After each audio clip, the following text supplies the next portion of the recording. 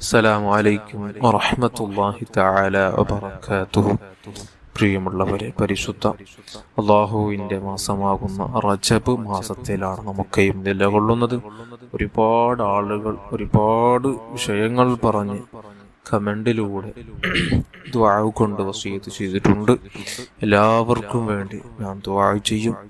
എല്ലാവരുടെയും എല്ലാവിധ പ്രശ്നങ്ങൾ അല്ലാഹു തആല പരിഹരിച്ചു കൊടുക്കട്ടെ.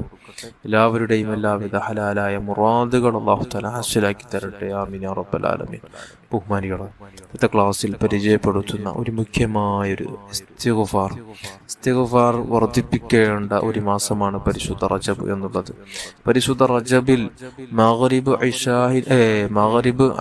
അസറിന്റെയും മഗ്രിബിന്റെ ഇടയിലായി മഹാന്മാർ ഒരു തവണ ചൊല്ലാൻ നമുക്ക് നിർദ്ദേശിച്ച ഈ മഹത്തായ ദിക്ർ നമുക്കൊരു തവണ ചൊല്ലാൻ കഴിഞ്ഞാൽ ലഭിക്കുന്ന മഹത്വം വല്ലാത്ത അത്ഭുതമാണ്.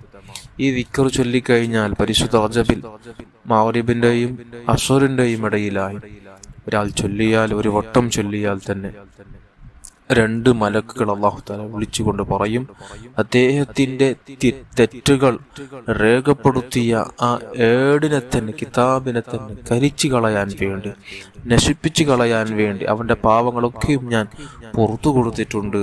അതുകൊണ്ട് നിങ്ങൾ ആ ഏടിനെ തന്നെ കരിച്ചു കളയുക. അത്രയും അത്ഭുതകരമായ ഇസ്തിഗ്ഫാറാണ്. എല്ലാവരും ഒരു തവണ പരിശുദ്ധ റജബിൽ ചൊല്ലാൻ ശ്രമിക്കുക. അല്ലാഹു കബൂൽ ചെയ്യട്ടെ. ഏതാണ്? അസ്തഗ്ഫിറുല്ലാഹൽ അസീം അല്ലദീ ലാ ഇലാഹ ഇല്ലാ ഹുവൽ ഹയ്യുൽ ഖയ്യൂം ഗഫാറുദ് ദുനൂബി വസത്താറുൽ ഉയൂബ് വഅതൂബു ഇലൈഹി തൗബത അബ്ദിൻ ളാലിമി ലിനഫ്സിഹി توبة عبد ظالم لنفسه لا يملك لنفسه موتا ولا حياة ولا نشورا.